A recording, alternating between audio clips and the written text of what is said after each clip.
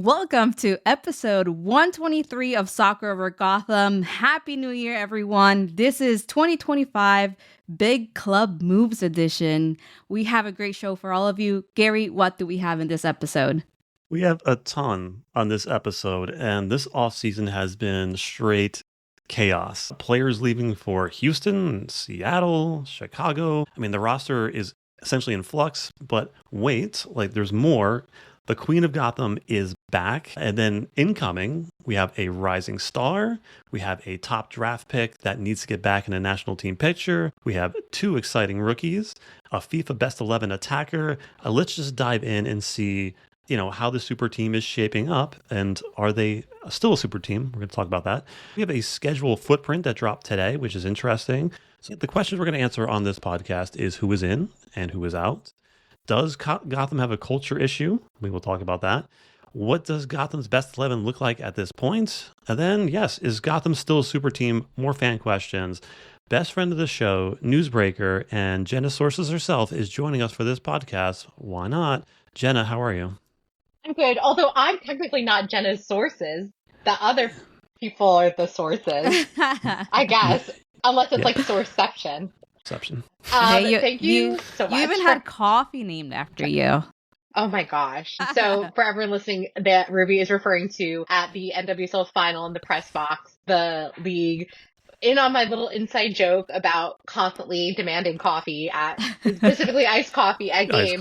Actually got a pitcher of iced coffee, like a huge thing where you push down on it, like a water cooler size iced coffee, and then they named it the Jenna Tonelli coffee station, iced coffee station, which was really funny. And I was very surprised how many people were actually drinking it, it was like kind of a chilly night in Kansas City, but like people were into it. So I was very happy with that. But thank you so much for having me back. So excited for our fifth season of doing this together, which is crazy. Yes, It is crazy. We've been doing this for 5 years, guys. It is crazy. We're on our Sorry, I'm like yelling.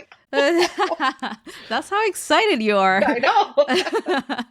But yeah, we've been doing this for so long. It's crazy. We're going into a new season and we're going to talk about all these club moves happening. So we cannot wait. But Gary, how are you doing? Doing good. Am I the only one who got snow today from you guys? No, we got snow. We got some snow. Okay. Yeah, a little flurrying, like less than an inch for sure. Yeah, about an inch. Yeah. Yeah. Okay, that's good. Yeah, we were talking about earlier. It's a bummer. It's like one of the most depressing times of the year, which is also like my birthday time, because like you putting all your holiday stuff away, no one wants to do anything, so it's like it's cold, It's snowy.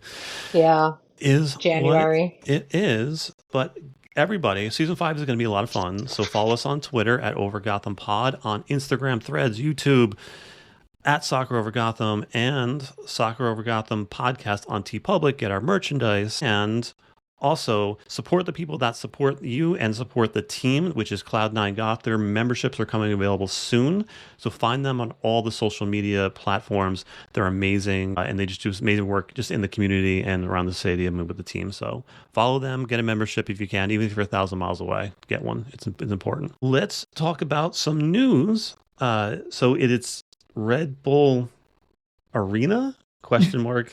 Exclamation point, exclamation point. Right. The funny thing is that right now your mug is a Red Bull Arena mug or Red Bull mug. Red Bull New York, yeah. So I thought that was funny. Sports Illustrated Stadium. It's a long name to begin with. I think I'm just going to be like SIS. I don't know. Yeah. So they launched in 2021 with Sports Illustrated tickets, and they're going to be offering resale tickets. They're going to become the Red Bulls and Gotham's season ticket primary holder, and it's going to be 100% on the blockchain, digital ticketing, NFT tickets. So with your tickets, you're going to get sometimes clips from the players, a match poster from every match that you go to, some little things and some sponsors and things like that.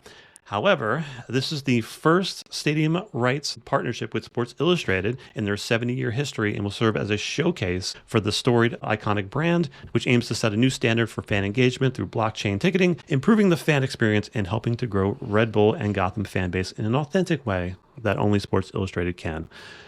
Wow, that's a lot. What do you think about this new change? It's not Red Bull Arena anymore. I mean, full disclosure, so I do freelance work for Sports Illustrated, just to Yes. get that out of the way.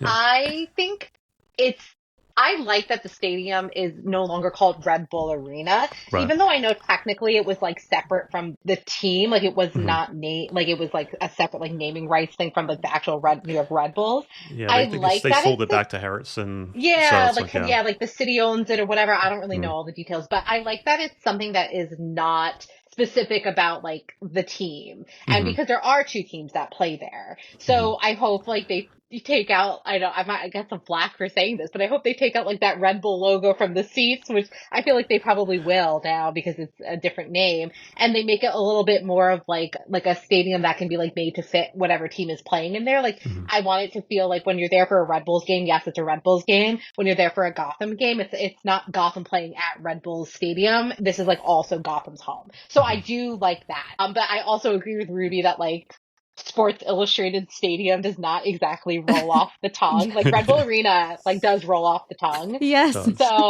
like I guess like SI Stadium or like this, I don't know. I don't love how like a mouthful it is, but I do conceptually like this idea Mhm. of naming it something that's not affiliated with one of the teams. And Sports Illustrated is a huge name. Obviously, it's been around forever and ever and ever. So I'm excited to see what's new here. Maybe change could be a good thing.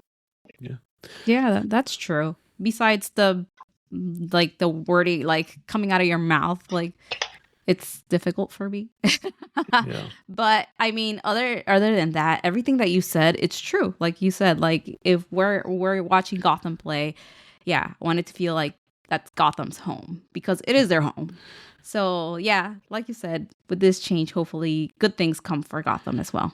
Yeah, it might be starting this season. It might be starting because this is becoming official in 2026, the ticketing part of it. So it might be a year away from that. Hmm. But the only thing that like is really interesting about the ticketing part of it is that because it's on the blockchain, it's like traceable to back to its source. That like if like say I don't know Taylor Swift comes to get Red Bull Sports Illustrated Stadium, they can set a limit on how much they can resell tickets for because they're like they can control that. So Oh, that's actually yeah, so potentially very good. it could put a safeguard in that way because it's Maybe that's traceable. the future of ticket sales because I mean, I don't really know anything about NFTs or blockchain or how any of it works, Yeah. but if that could help with like the resale issues, that would be really awesome. Ruby's our resident NFT Yeah, expert. I mean, I was in the fad like with everyone, like, oh my God, NFTs. And then it died down, and I'm like, crap. But I did not pay thousands of dollars for my NFTs like some people did. So I'm okay. I'm not broke or like, That's so ex- funny. Yeah. exactly. So I'm like, all right, I guess You're NFTs are still a thing, or they're trying to make it a thing. you're definitely the tech person out of the three of us, like for sure. Like you're like that actually makes sense to me. Does. All right, let's get some other news. We have a date and a place, and it is May 21st through May 24th, and Gotham travels to Mexico to play their semifinal and hopefully the final of the CONCACAF W Champions Cup. It'll be at the home of Tigres. And so essentially they play the first day, both teams playing, all four teams playing. The winners play the first place match, and then the second, third, and fourth place play for the third place title. So there are going to be two games no matter what, but it's going to be a lot of fun. And just your thoughts on ending this tournament in May in Mexico. It's been a year later, and we've been waiting Yeah. for this moment. Yeah. So I guess it's coming. It's here, but it's in May, so we still have about 5 months to go. It will be interesting because again, we started this tournament last year with different players, a different roster. Now we're gonna go into this semifinal and final, possibly, with different players, and we don't know if it's going to be better or worse than last year for Gotham. So it's that like mystery there, and like I don't know, like it makes me excited to see how they're going to do in these games in Mexico, especially because they're going to go and play in Mexico, so it's a different atmosphere as well. Hopefully everything goes well for Gotham in these last two games over there. We'll see if they can get another trophy. Yeah, I need Gotham to win this thing so badly. This is my like number one thing this season is to win this thing because think of like if Gotham was in the like top clubs and there's Chelsea, there's Barcelona, there's all those clubs that they were up for awards against. If Gotham wants to be a global brand, this is a chance to do that. If they win this, they could be playing some of the best teams in the world. It's gonna be amazing to see those clubs maybe possibly come to Sports Illustrated Stadium. I'm still used to that, but I need this to happen. So I want everything to go towards winning this championship, this title. I need it. Yeah. Any thoughts, Jenna? No, I totally agree with both of you. I think this is really, I hate the term like must win because like, what does that mean? Like, it's like the earth gonna like fall out of the sky, like if we don't win. But like, I think that there was a lot of discussion in the off season, which is technically still ongoing, when Gotham didn't make it to the finals. Like, was this season a failure for the team because of like this like quote unquote super team? I personally don't think I would say the season was a failure. I think making it to the semifinals was nothing to scoff at, but I actually think the fact that they made it to the semifinals of this competition is even more of an indicator of the success of the season. So I think that if they're able to bring home this trophy, that is obviously like it will be like a refreshed roster and like a little bit different. But I think that will be like a real indicator of like how much work that roster actually did back in 2024 through a packed schedule and a packed season and all these extra games to get them to this point. So I think that winning this would be a really great thing for the team and kind of be indicative of their success like across seasons. Yeah, I wouldn't say it's a must win, but I need it. Okay. So speaking of the roster, let's get over to some roster moves. And I didn't put these in order. They kind of groups a couple of them together because the way they fell. So the first one we'll talk about is Houston. Teams like Houston and Chicago got money to throw around, and we don't. So Houston does not have a problem signing Gotham players. Sheehan was the first free agent to move, which indicates, to me at least, that was in the works for a while because how quickly that was announced. Then after she left, a couple weeks later, Ryan follows her to Houston for a record transfer fee. Just your thoughts, Ruby and Jenna. Oof. It's a big loss for Gotham. These two players really excelled last year with Gotham in 2024. Both of them in their own way. Sheehan, like, a staple of Gotham now. Like, when she started with Gotham, she was barely seeing any minutes. And then this past 2 seasons, she just like flourished and developed herself and became such a great player who scores goals. And then Ryan got the opportunity to also shine with Gotham when Mitch got injured. She was one of the players, assisting, making goals, doing the extra runs, and all of that. So I think it's a big loss for Gotham. But at the same time, I do understand that, they deserve this because I know they probably give them a lot of money to move over there. So they do deserve that. They're going to be missed. They're going to be missed. For real. Like, they were such great players. And yeah, it sucks, Like, again, we're going to see a different Gotham this season. And I'm excited about that. But I'm also like a little nostalgic about, old players that just left. Yeah, for sure. And I think, Gary, you're right. I was hearing the Delaney move even before the NWSL final. I'd heard some inklings of it. So, and I think this move is really, so I think when the draft went away, when that was first announced, I think people were concerned about like a lack of parity and a lack of,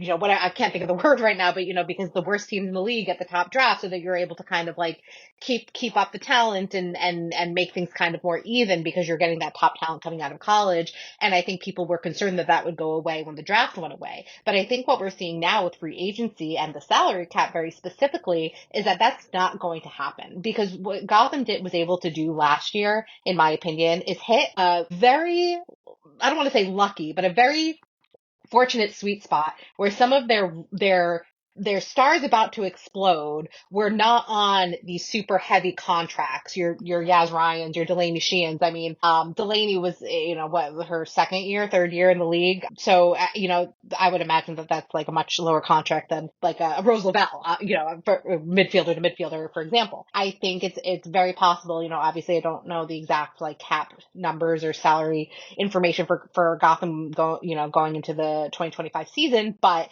obviously they have a lot of heavy hitters on their team. So it only stands to reason that a player like Delaney, somebody who deserves to be getting paid, would maybe look elsewhere for those opportunities because Gotham simply does not have the space. I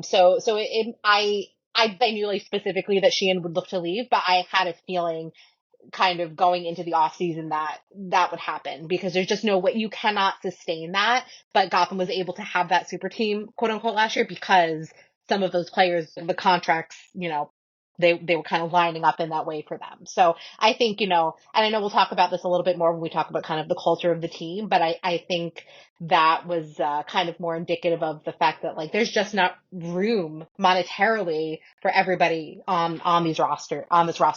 And then, with losing Yaz, obviously, her going with Delaney, there's reasons for that. But I also think that, she is just a fantastic player and both of them are going to be to me, those two players were Gotham last year. They are the heart and soul of what was going on the field and just had incredible breakout seasons. I mean, Ryan's national team caps kind of speak for themselves. So I think they will be greatly, greatly missed. But like you guys said, I'm excited to see kind of what does this team look like next season? What are they going to do? Like it's actually kind of exciting, even though they will for sure be missed. And I'll miss talking to them and covering them because they're both just so nice. Yeah, I agree with all that. And the only thing I'm going to add to that is I think good on Yael. So I think she extracted as much as she could from Houston in that deal for Yaz. I think they got a record-breaking deal on that, Yes. the whole thing. So I think she knew that Yaz wanted to leave, and she made sure she got everything she could from Houston that they could afford. I'm pretty sure I'm right about this, but I think it is the highest interleague transfer fee ever paid. I know the Maria Sanchez one technically is, but there's like some difference between like what the funds went to and what was allocation money and what was the fee. So there's like some caveats to that, but it's either the highest or second highest, depending on how you look at it. So so definitely good on Yael for that. Yeah, because we need all that cash all the cash we can get for these. We still have some players to sign. Now, this one is a Jenna Sources special because this one you announced early, and I think it made Lynn Williams a little mad at you. But Lynn Williams and Cassie Miller gets sent to Seattle, and in return we got Jalen Howell and more cash. So, your thoughts on losing Lynn Williams after last season? Another big blow for Gotham with Lynn Williams leaving the team. And I did watch the podcast where she was like, yeah, the news broke before I could even tell any of my teammates, and they were all like texting me, and I was like, that's awkward. But hey, it is what it is. But yeah. I didn't even listen to that podcast because I was so like scared. I didn't even know that. But now I'm glad I trusted my gut to not listen to it. I was not expecting her to say that. I thought she was just going to talk about like how she was feeling, like, oh, like I'm going to miss Gotham or whatever. And then she was like, yeah, they broke the news without me even having the chance to tell my teammates. They were texting me and I was like, oh, crap. But then Sam was like, well, that's what they got to do. That's what they get paid for. So I was like, Sam is one of us now. So Yes. Exactly. Sam knows what's the deal. So yeah, it sucks for Gotham, but it looks like she wanted to leave. And hey, like, that's why there's a CBA now. When players want to leave, they can express that and they can work something out. So I'm happy for her because this is what she wanted. In the terms of soccer and for the team, it really sucks because she's a national team player. She's such a great player. She's broken many records, top goal scorer in the league. So imagine losing that. But I do believe like last season wasn't her best season as well. But still, she has the talent and she was injured a lot last season. So yeah, another big blow for Gotham. So Jenna, do you think this is a fair trade? I hate putting like that terminology on it when it comes to like, Yeah. like is this person for this person, whatever. I'm gonna say I think it is fair in the sense that I think everybody's kind of getting what they want out of it. So I think if Lynn wants to leave, she wants to be on the West Coast, closer to her family. Like you said, Ruby, like she was injured last season. She wasn't as productive for Gotham as she was in 2023. Although still was great. And where I think Gotham will miss her more is actually more like defensively, honestly. Like her defensive work rate is truly what to me makes her like a very special player, because she's an attacker, but really her ability to defend is phenomenal. But Jalen Howell, I think, can do really well here at Gotham, and I think she's a player that's kind of been in and out of the national team picture, and I think on a team like Gotham and under a coach like Juan, she'll be able to develop a little bit more. I think she'll find a home in the midfield, although her and Neely are very similar player profile wise, so I'll be interested to kind of see what that looks like. And Juan seems to really like Neely in that defensive mid position. But yeah, so I think all that to say it is fair, because I think everybody benefits from this trade, even though losing Lynn is obviously like a real blow, especially for fans, because to me, Lynn is the face of revitalizing this team from 2022 to 2023. Like that, though that was the Lynn Williams effect. Obviously, there's so much more to it, but she was like the first piece. So yeah, tough, but I think fair. Yeah, and Lynn made the bats be a thing, the baddies. So you sure did. Yeah. I think a common theme in these players going to other teams, that we knew last season that we had a roster of like 22, 23 starters. So these players deserve to be starting other places. And so like we're talking about Cassie Miller. Cassie Miller has a chance of starting over there in Seattle. So she's going to get minutes. Hopefully, again, she can show off and show that she's a really good keeper. She was a great keeper last season in our spot starts. But I think it's good for her to finally get a chance to, start again in this league. Lynn is something different. It seems like, we'll get to it. We'll get to that in a bit. But I do want to talk about Howell, because Howell came into the league as a surefire, next in line for Julie Ertz's sixth position on a national team. And then she, unfortunately, in my opinion, she went to racing, and racing is a complete mess when she was signed over there, and they just were not a good team. I can't remember the coach's name. That's didn't even make a mark on this league. So I think she regressed a little bit at racing, and I think she's looking to revitalize herself in the national team and getting on a team like Gotham, which is a set style. You know what you're getting out of your teammates. You know what your roles are. You know what's expected of you every day. So I think this is a good spot for her to reinvigorate herself and get back to that level that she can be at. And I think getting her and some cash is a good thing, and especially if Lynn wanted to go, let her go. Good on Yale for making that happen and getting the most she can. She got money and a potential another national teamer, which is amazing. But with Lynn Williams, there was a comment from Lynn Williams saying that she's just happy to go someplace where everybody seems to like each other. And that seemed to caught fire a little bit on social media. Do you have anything to say about that? Does that hint at any bad vibes at Gotham? What do you think? I don't know. I guess you can interpret that however you want to. But to me, it kind of did sound like, hey, I'm going somewhere else where the culture is fun. I was like, oh, I guess not. And I think that didn't happen for her in 2023, but something might have happened in 2024 that I don't know. We don't know. There was a lot of changes in the roster, a lot of new players coming in, a lot of superstars coming in. I don't know if there was a clash there. I don't know. I'm just speculating here. So we don't know what's going on. But at the end of the day, if she's happy, that's all that matters. Yeah. Any thoughts, Jenna?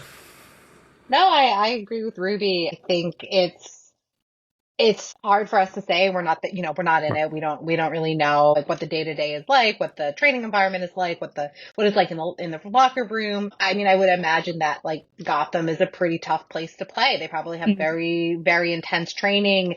There's a lot of expectations. There's a lot of competition for starting spots. I'm sure it's not easy, but I'm sure it's not easy on any team. It's probably a grind everywhere. So I don't know. It makes me sad if she had a bad experience. Obviously that sucks. But, I think I think there's a lot of focus on, all the players that have left. I mean, we didn't even talk about Maitane yet, Delaney, Yaz. But it's also important to note that there's folks returning. I mean, we'll talk about Mandy Freeman in a second. They're signing a couple of other fun players that we'll talk about soon. So yeah, I don't know. Yeah, that's kind of all I can really say about it. Yeah, and I do agree with different players coming in, different personalities come in, so it's not going to be the same all the time. So it's going to be hard. I don't want to say it, but it's kind of like high school. Well, yeah, it's like any workplace or any school. Yeah, like you're around like the same 30 to 40 people every day, like in a very competitive environment. Like it's I can't imagine it's easy, and I'm sure like some people might have loved it and some people might have hated it. I don't know. I don't know. That's I'm not in those spaces. But yeah, no, it's hopefully I just want everyone, like for the girl from Mean Girls, I just want to bake a cake of cookies and rainbows or whatever. We just want everyone to be happy. She doesn't even go here. That's me. Yeah, we don't know what's going on in the locker room. Not a clue. The only thing I could say about Lynn is towards the end, I can't imagine being in Lynn's shoes where you're, the leading scorer in league history, you're a superstar, you're on the national team, and you're on the bench for a semifinal game. I don't know if that's what pushed her over the edge to make that comment, but I can't imagine that sat well with her. Not if she was healthy and not starting in that game. It's a very important game. That's the only thing I can think of. Other than that, I mean, last season was crazy. There was games on different continents and it's all over the place, all over the world. And players coming in and out. We have retired players coming in. It was just a mess. And I think Gotham did as good as they possibly could under those circumstances, managing that roster. It is what it is. I don't see any issue with the culture here at Gotham from the outside. I just don't. It seems like a very competitive place and everyone seems to like each other, but I don't know. Speaking of players leaving, and we have two more players that left. Maitane went to Chicago.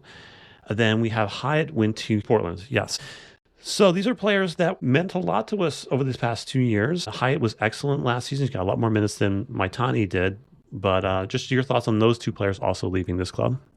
Both players, such great players, but I did have that feeling that they were going to leave for that reason, that they did not play a lot of minutes with Gotham, especially Hyatt. Like, she did get more minutes than Maitane, but like, she was so good on the field, and sometimes I was like, why don't we get her more? But hey, like we've been saying, this roster is so competitive, so it's so hard to just be like, okay, this is my starter and you're gonna be the game changer, or like coming out of the bench. We have so much talent that like I think Juan did the best he could, giving everyone minutes as he could and rotating the roster or the starting 11 when he could.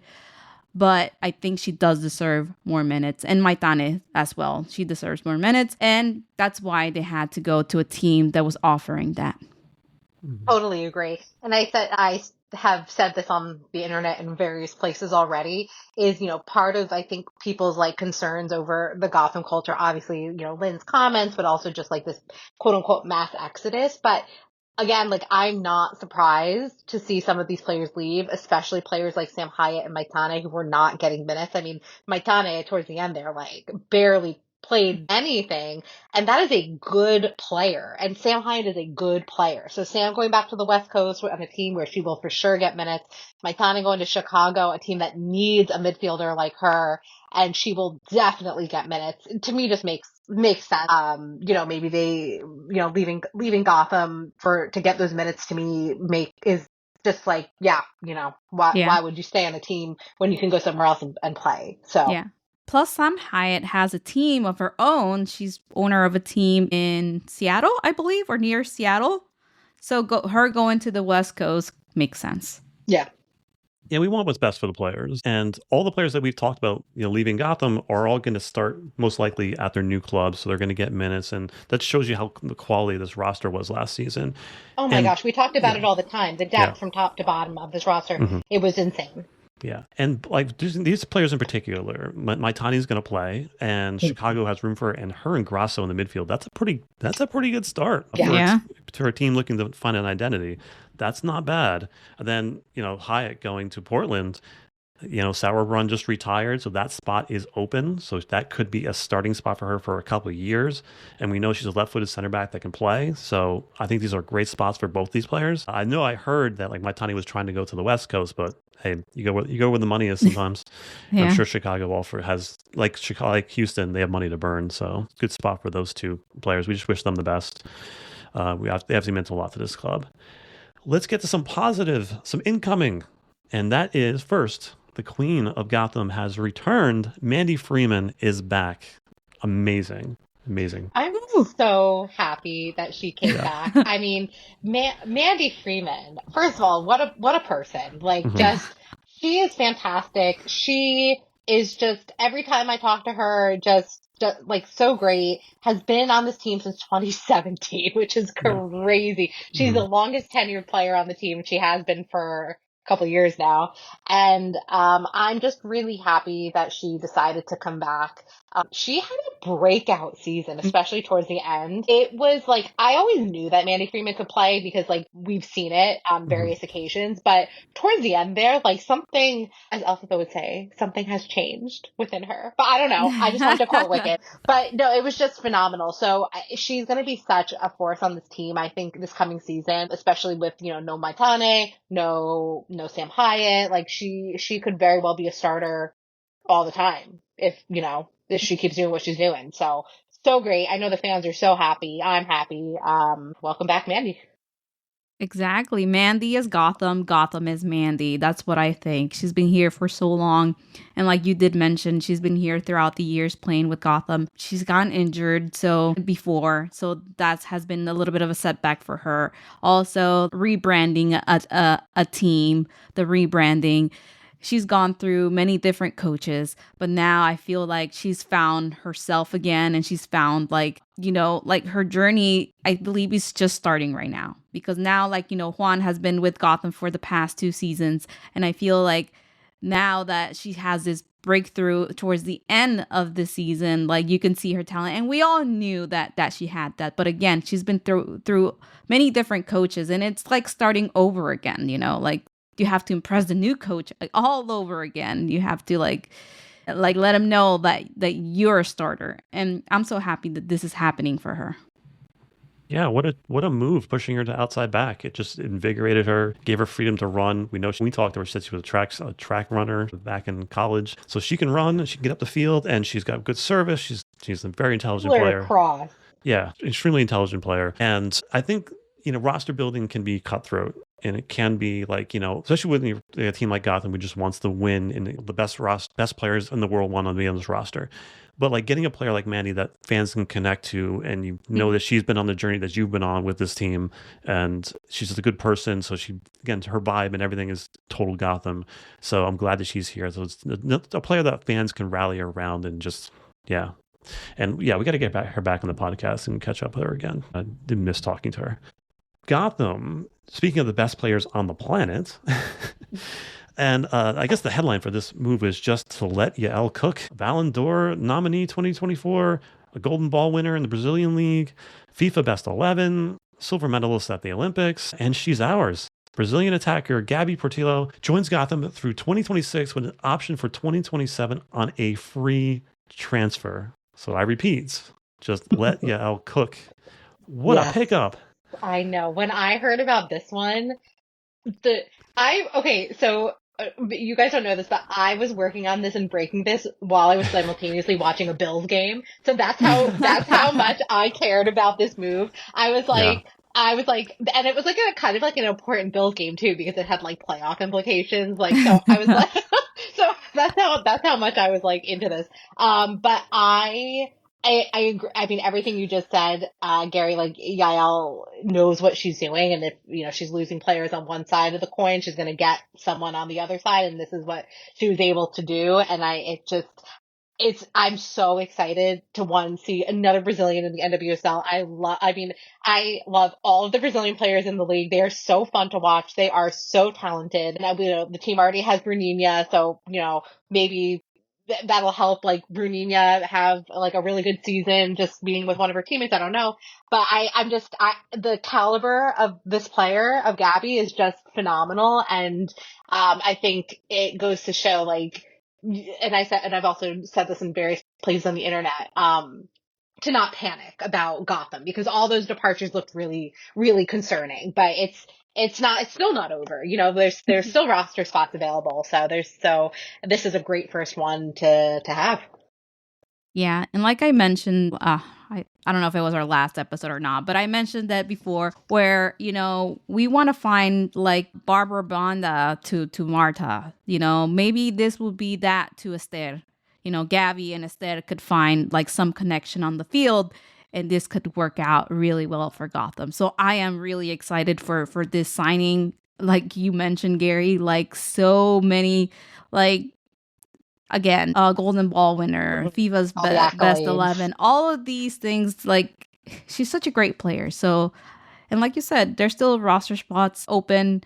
There's still a possibility that Mitch will stay with us. So, hey, we have to think positive. Exactly.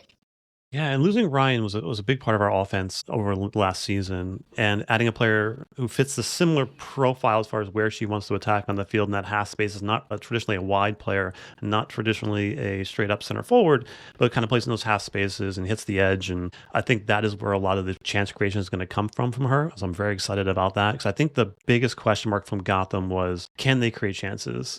Can they score more goals?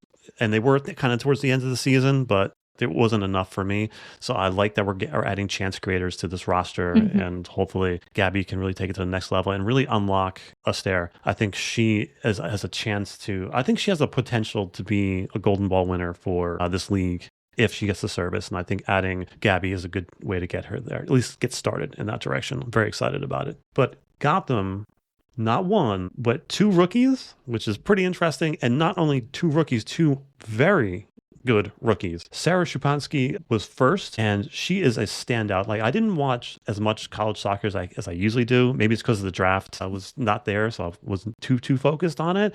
But every time that I watched Pitt, she was a standout. And I think the thing that should excite everybody that's a Gotham fan about this player is that she is a chance creating machine, as we just talked about.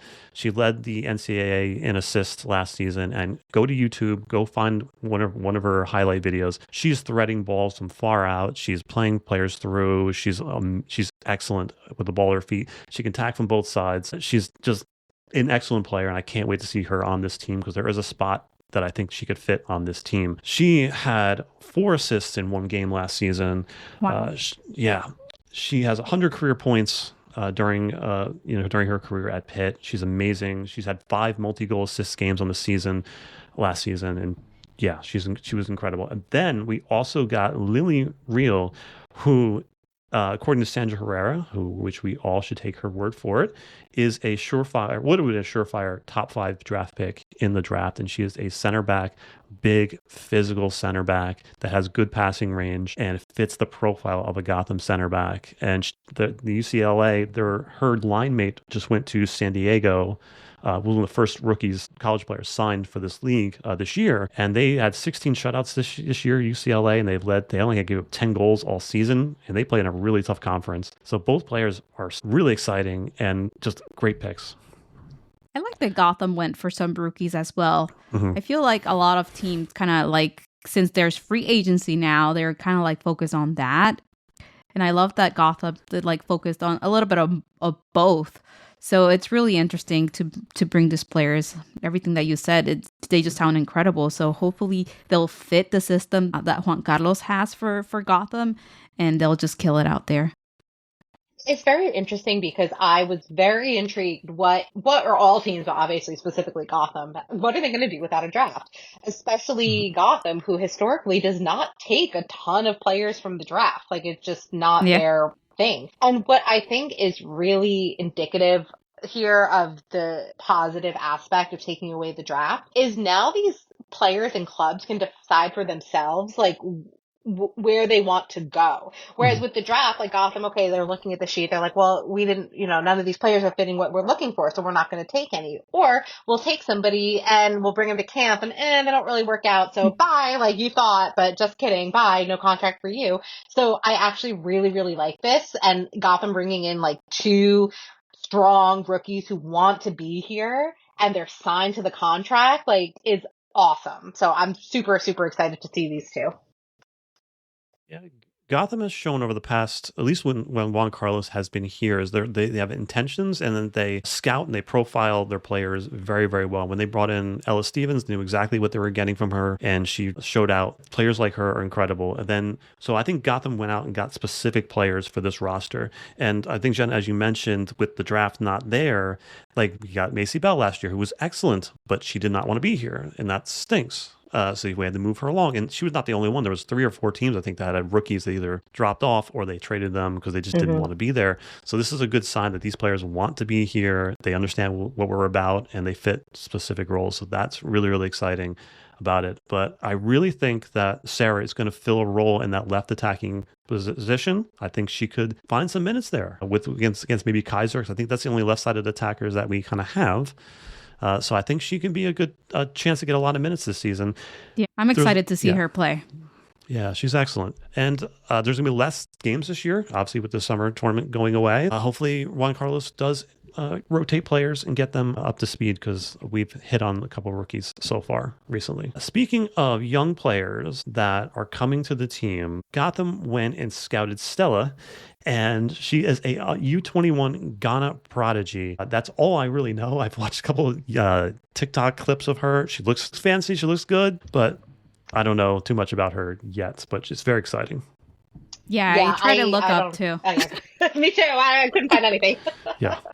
But kudos, and I was saying this before we started recording. Yeah, sorry, Ruby. It's just such like a kudos to Gotham scouting of this player, because the fact that they were able to identify her and bring her in, and like you were just saying, Gary, like Gotham scouting is clearly like very intentional, and they're bringing in people not just like bring someone in, but because they fill a role that they need, and they've identified this player somewhere in Ghana. She's like apparently this amazing project. Like, I just can't wait to see her play. Like, I'm so excited. We'll get some highlight reels, during the season. So I'm really excited to see Stella in action, and hopefully I will see some more of like just. Generally, I think we've seen some great scouting around the NWSL, and I think some players in leagues that are like not getting their due, like Gabi in the Brazilian league and Stella in Ghana. Like, these are leagues that a lot of us don't watch and don't pay attention to, but there's such tremendous talent all throughout the world.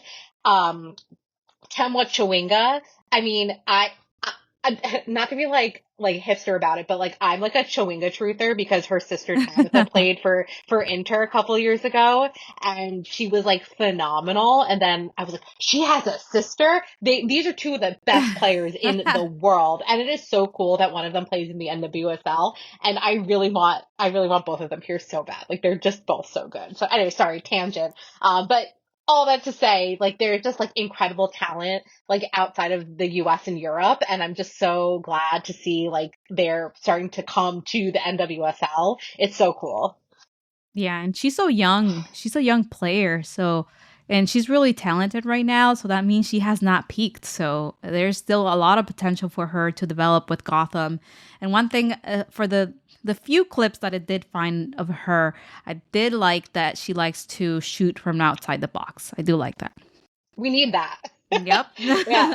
Like, and I don't mean just like Gotham, like around the league. Like, I want to see more of those golazos. Yes. Specifically with Gotham, though, there was like a propensity to try to like walk it into the box, and Ella does some good fancy footwork to get some of those goals. I mean, that's one of the things I like about Jenna Nicelonger, is like she'll just shoot from outside the box and she'll get a golazo a couple of seasons if she can. So I'm hoping to see more of that. Yeah, I think we need a little more creativity on this team as well. So I think she'll bring that to the midfields, and we need creativity and chance creation. I think Gotham did good on picking up players that can do both of those things.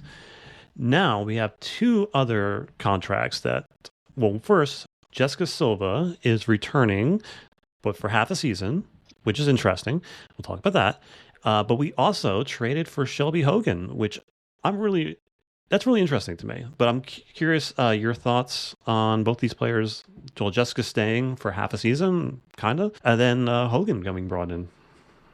So I did ask the team about the Silva contract, and I was told to refer back to the press release. For what it's worth, I did try. Yeah.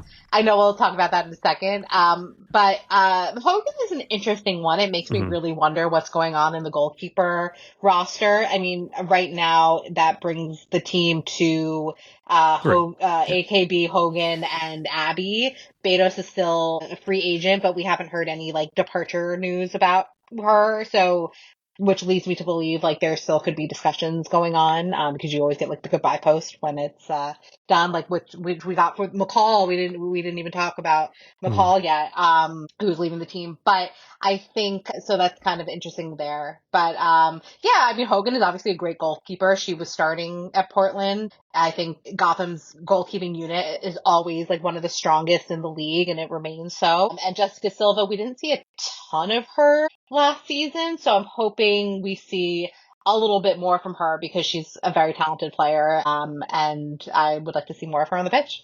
Yeah, I feel like this is like a do-over from her like short contract from last year because yeah, we didn't see her play much. Like she got injured, then she had to get surgery out of nowhere. So it was kind of like bad luck. I don't want to say it that way, but Yes, like that was happening to unlucky for her. sure. Yeah, really unlucky. So this is kind of like a do-over for her like from that time that she couldn't play, maybe like hey, she wants to give it a good chance, and Gotham wants to give her a chance as well to show like what she can do for us.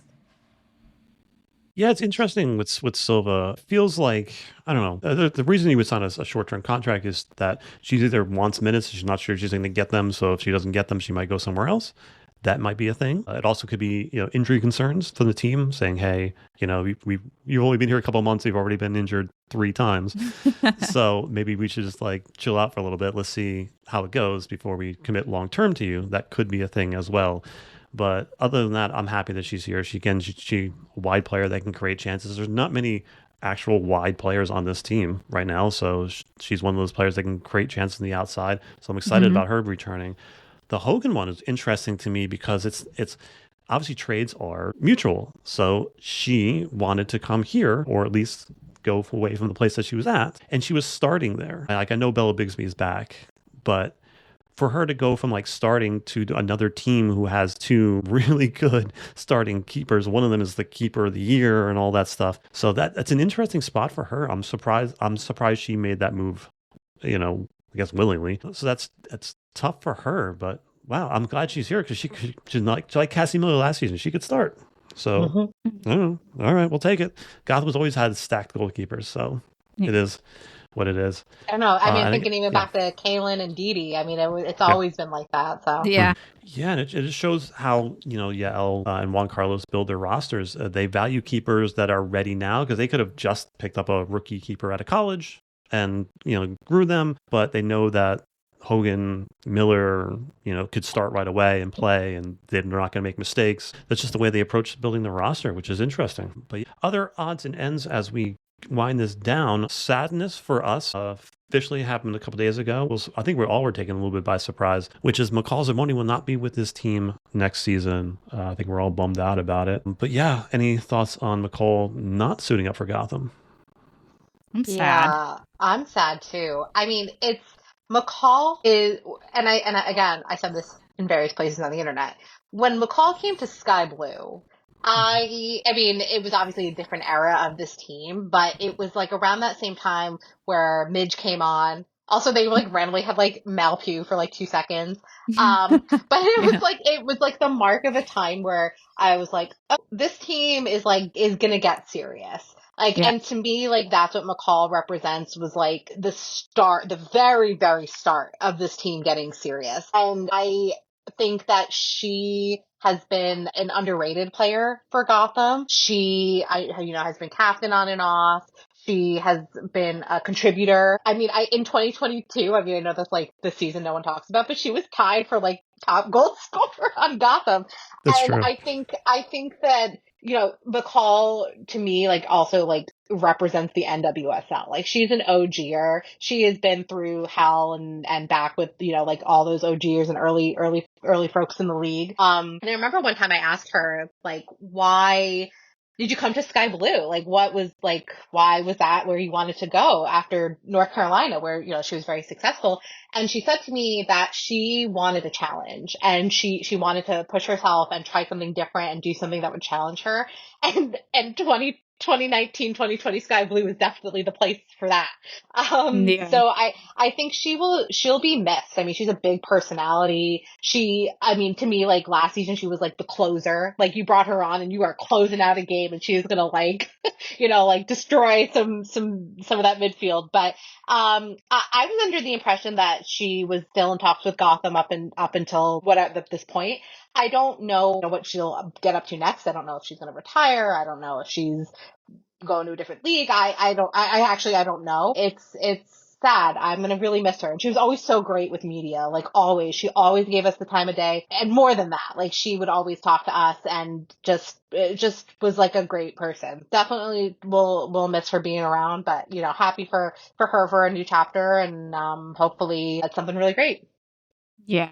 Like, she's going to have, a special part in Gotham all the time, like she's Gotham, like you said. She's the NWSL, 4 championships under her belt. That's huge for a player. It's so hard to win a championship, yet 4 with different teams. And like you said, it's definitely a challenge coming here. But hey, she did everything that she could do for this team. They were champions in 2023, and that's such a big accomplishment from like Gotham being like the last team in the league. So that's huge. I'll be sad because you could tell that she really liked being here. She was always doing like community like things with Gotham, for Gotham, and she'll be missed, definitely. Certainly. And last season, with all the games going different places and all this, you needed a leader on a team, even from deep on the roster. And she's a good locker room person, and she's an intense leader. And she's captained every team that she's played for. And even like she got a couple starts with like the national team, and she was captaining them too when she was doing that, because they just know how much of a leader that she is. So that part is going to be definitely missed on this squad. And we just wish her the best. So I was hoping that she would retire here, but I guess it's not going to be the case. Again, we just wish her well. Other little odds and ends is, I think they haven't announced it yet, but Mac Witham should be officially a roster player. They just said it was going to start in January, so she should be on the roster. It's just so funny to go from McCall Zerboni to Mac Witham. It's like going from like the year one to like year yes. to like a 14-year-old. Yeah. Yes. Crazy. It really, I mean, it truly, like that transition, like even the sentences is like, so yeah. I think it really shows like where this league is going. I mean, it's getting very, very young. So anyway, sorry, I just thought that was so funny. Yeah. Like McCall, Mac with him. Yep. You're like, yeah, I was hoping she retired here. And then we have a Mac officially on the roster. But yes, I believe her contract starts in January 2025. So yeah.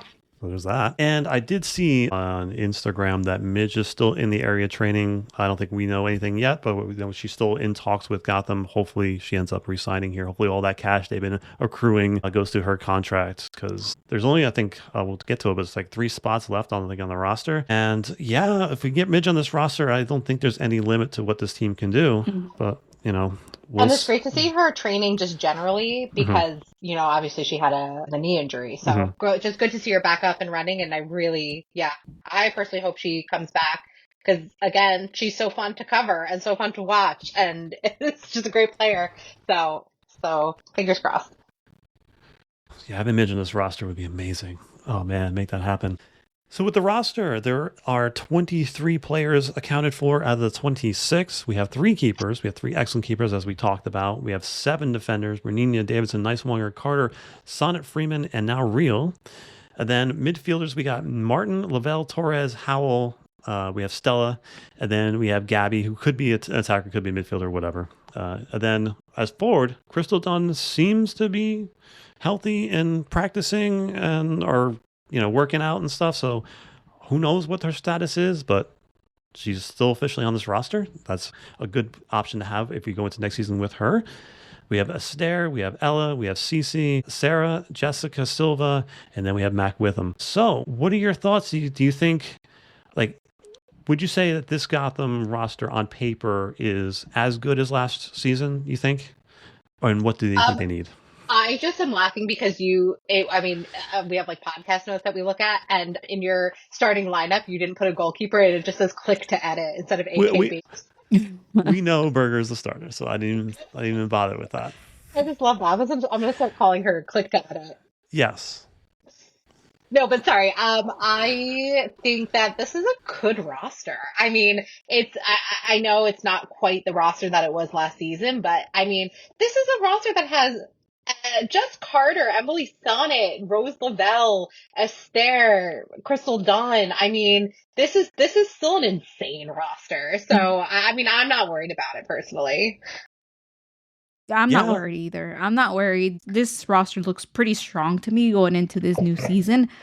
Again, hopefully the new additions will be what Gotham has been missing, and we know what we want. We want goals. We didn't see a lot of goals from Gotham last year, and that's what the fans want. That's what everybody wants. So hopefully this team will, or the new additions to the team will bring that.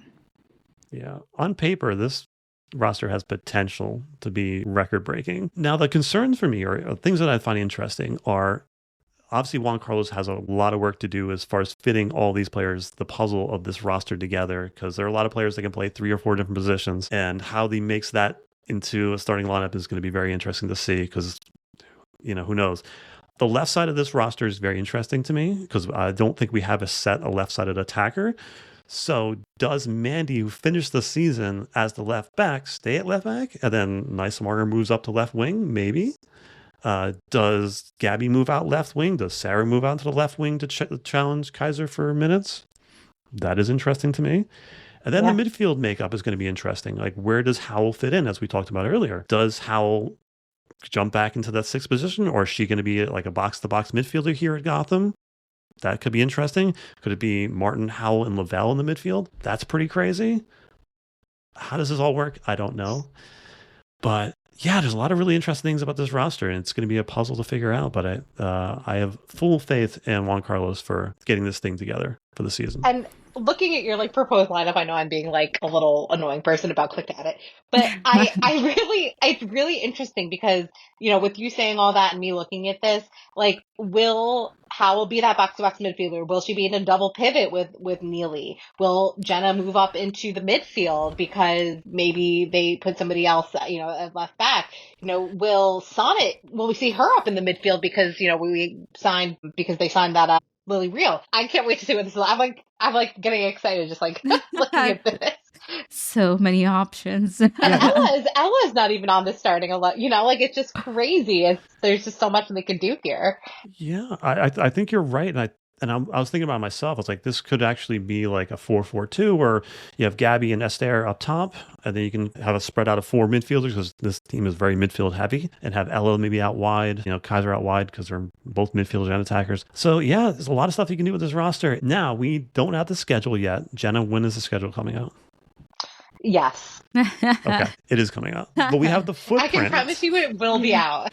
And so the footprint is interesting. Here are the things I found interesting about the footprint. So first, the clubs can start preseason as soon as January 15th.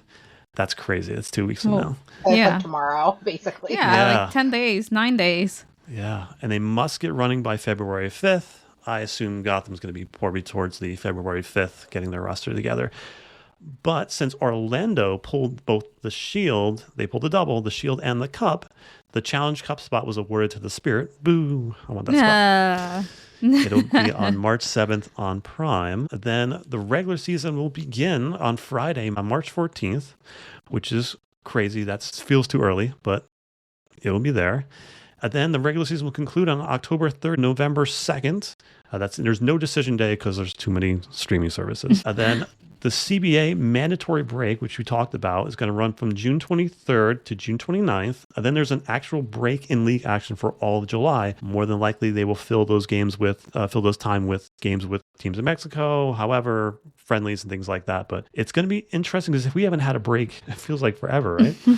Yeah, I think this is the most break we've had in a while. Yeah, no Olympics, no nothing. So a lot less games this season. And there will not be an NWSL official, a Liga MX Femenil Summer Cup this season, which I think if you talk like Juan Carlos and the team, they were very tired after running that tournament. Yeah. It was a lot. Yeah, that was a lot. Yeah. No waiver wire because all contracts are guaranteed now. So starting January 15th, the league's trade window will also be eliminated. Means trades may occur at any point during the set date for the roster freeze before October 9th. There's going to be 2 transfer windows.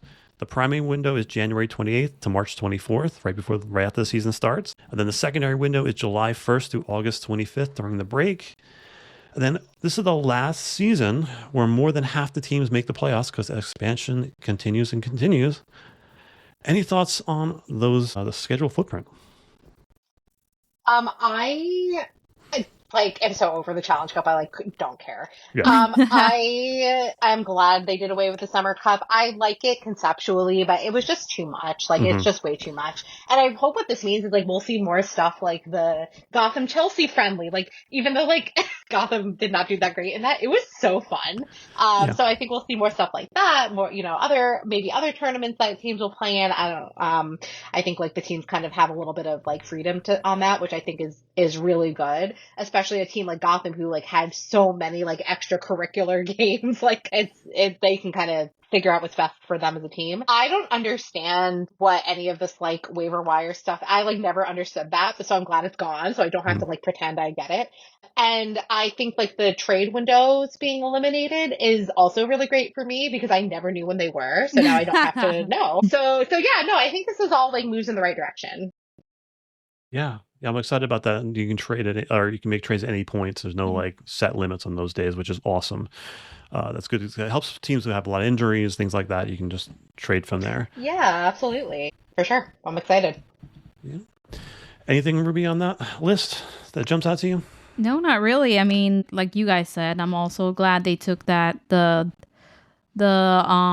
windows for trading, and I mean, it's gonna be really good. But I like that we kind of have a schedule, kind of we know what to expect. And I wish they would have kept the Summer Cup though, not every year, but maybe every two years, or maybe when it's not an Olympic year or a World Cup year, it would be nice. Mm-hmm. Yeah, that's it. So we have any manifestations for this season, or at least for the beginning of the season? Winning. I love when they win. Yeah. They, like Gary says, must win. I need it. But I'm saying I will manifest for this coming season to make it to the playoffs again. I already gave mine away, which was win the Champions Cup. I need that. Oh, yeah. So any random thoughts before we get out of here? No, just excited to be back with you guys as always. Indeed. The only random thought that I have is league related. It's an interesting spot now that the draft has been eliminated. Because as we talked about before, getting drafted by a team where you didn't want to be there, you were getting drafted to try out, right? So you weren't guaranteed a spot. You were just drafted by a team across the country, possibly from you, and you were just asked to try out at that point. So at least now the rookies that are coming onto these teams, they got contracts. So they are there because they want to be there. The team wants them there, and they have autonomy there. It does make it harder to get tryouts for a team for young players. Mm-hmm. However, that's where the USL Super League comes in, because now that pathway goes through them now, which is pretty cool to me, at least. Gives those players more minutes in professional environments. And so far, I think the season's been going pretty well for the USL Super League. They haven't blown up or anything, but I still think it's a solid product, and I think the players are doing really well. And I've been surprised on how good the games are down there. Jenna, your thoughts? I mean, you've been following the Super League a little bit as well. I wasn't like super paying attention to the schedule of that, and I thought there would be like more games right now, but I guess they're like on a break. So I thought like during the off season I'd like see more games. I actually randomly, sorry, and this is not your question at all, but I saw on Twitter that Brooklyn FC is going to go do like a tour in Italy and play some friendlies against some Italian teams. So put a pin in that. Come back to me on that one because I'm very interested in what that's going to look like. Because that team is the top team in the table right now, right? Brooklyn. So really interesting. I would love to see like Brooklyn playing Gotham or something like that, like in the exhibition match. So anyway. Yeah, they started shaky. They didn't have a coach and for a little while, but they got together and they're on a pretty good tear. So they're pretty exciting soccer to watch. If you get a chance, go check out a Brooklyn FC game if you're in the area. Should be fun. But that's all we got for you guys this episode. It was a lot. Yeah. Thanks for sticking with us. We'll be back soon, hopefully before the season starts, and hopefully there won't be too many more moves to go. So, all right, we will see you guys soon. Let's go. Soccer Over Gotham is brought to you by a dedicated team of Gotham SC enthusiasts who aim to bring you the latest news, analysis, and in-depth discussions about Gotham FC and the National Women's Soccer League. This podcast is hosted by Ruby Pinto, Noella Franco, and Gary Gibson. This show is produced and edited by Gary Gibson. For more Gotham FC content, follow the show on social media at Soccer Over Gotham on Instagram, Threads, and YouTube. Also Over Gotham Pod on Twitter, X, to join the community. For news and updates, visit soccerovergotham.com. To support the show, please rate us 5 stars on Spotify and leave us a review on Apple Podcasts. Purchase merch at the show's official TeePublic store. Search all 4 words, Soccer Over Gotham Podcast. Subscribe so that you don't miss a thing and share the show with anyone who might listen. Word of mouth is everything. Thank you for making it this far. We will see you on the next one.